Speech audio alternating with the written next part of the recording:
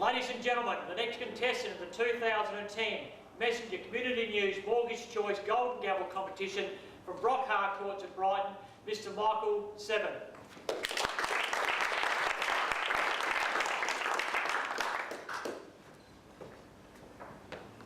Good afternoon, ladies and gentlemen. Welcome to today's auction of what I think can be fairly described as a rather special and unique opportunity to purchase what was one of the original church stone buildings, school buildings here in Adelaide.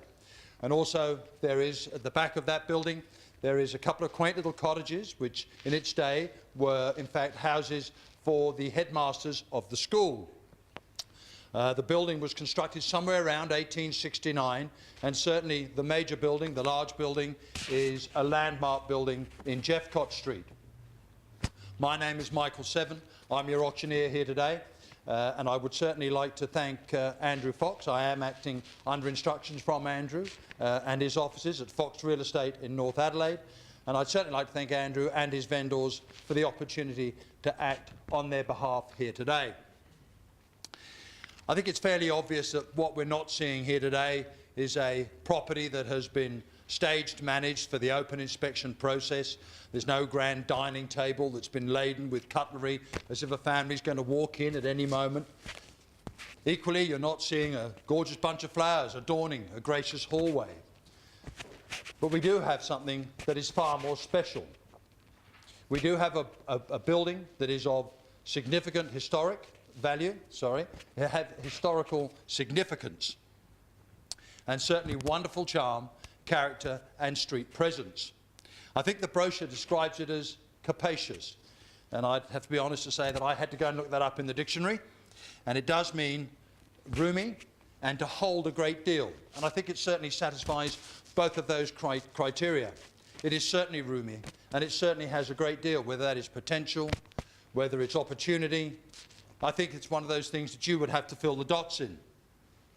It has been predominantly untouched for the last 40 or so years, when it finished and closed as a school back in 1963. But it is here today, tall and proud, and certainly looking for the next stage of its history. But however unique this property might be, it does have a legal description, and they are known as Allotment 10, which is described in a Certificate of Title, Volume 5863, Folio 432, and also Allotment 15, which is described in a Certificate of Title, Volume 5848, Folio 555. And included in today's sales are all fixtures, fittings, and any work that has been completed in the building so far. Excluded are the owner's personal effects and chattels. Let me be clear here, ladies and gentlemen, there are two titles which is being sold as the one lot and on an as-seen basis. The documentation that has required to be displayed has been displayed at the offices of Fox Real Estate for the 3 days preceding this auction and for 30 minutes prior to this auction. They can be quite detailed, but let me summarise them for you. That any person may bid in auction, but will be subject to the conditions of auction. Make a bid, you must be registered in a bidder's register. If it is your intention to bid here today, you are required to be registered and will be asked to provide some identification. The auctioneer can refuse a bid if he deems that it's not in the best interest of the vendor and won't be required to provide a reason for refusing that bid. And at the fall of the hammer, the auctioneer will accept no further bids. And at the fall of the hammer, if you are the successful bidder, you will have an insurable interest in the property. And as such, we do recommend that you insure that interest. And it can probably be a little bit difficult at this time of the day, but we do have some complementary insurance. So if it is of a concern to you, please bid confident today in the knowledge that insurance is available. You are bidding today on a cash unconditional basis, and therefore the cooling off rights to a sale by auction do not apply. The auctioneer may make a bid on behalf of the vendor, and he may do 3 such bids, and only up to but not to include the reserve price. Oh, 1.2 million. That's a great start, madam. I suspect you're just a little bit keener. If you just give me my moment of glory, and I will certainly come right back to you. Thank you. So I will just go back. I just want to be quite clear on those vendors' bids, that I can put bids in on behalf of the vendor, no more than 3 such bids, and only up to, but not including the reserve price.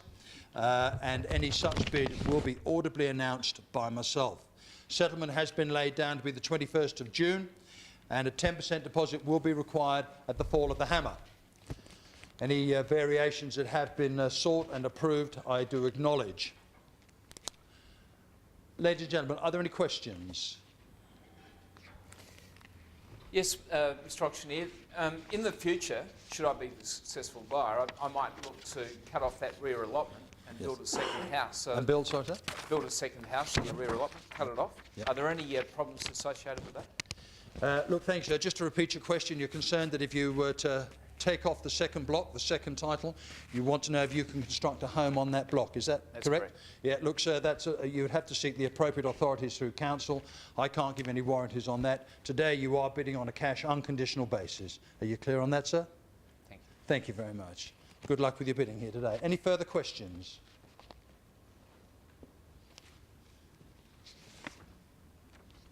Good. Before I call on your bidding, I just want to tell you a little bit about Sir John Jeffcott. And obviously the street there was named after him, and he was a colourful person with an interesting past.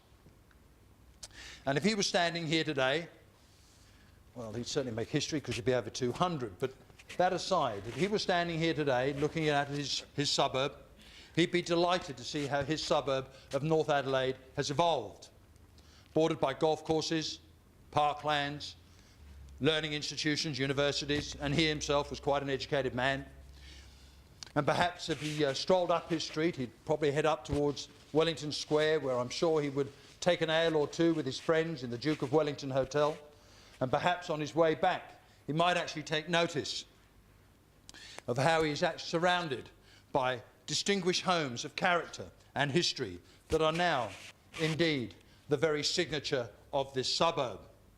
His main claim to fame was that just prior to him coming to Australia in 1833, he fought in the last fatal duel in England, and as such was the first judge to be tried for murder. Fortunately, he was acquitted. So today, I don't want to see any jewels. Any jewels today are to be with your bidding paddles. And his history, his story is a part of the rich history of the fabric of this suburb. We have been marketing, we have been promoting this property somewhere in the 2 to 2.2 million range. So I'm going to put it over to you, ladies and gentlemen, for some opening bids and offers. I might suggest an opening bid at 1.9. Is there someone who would take... Yes, madam. Mr Auctioneer, we need to stop this auction. God's house of worship cannot be sold. Madam, I understand you may have some strong views on that, but I'm afraid I can tell you it can be sold, and it will be sold here today.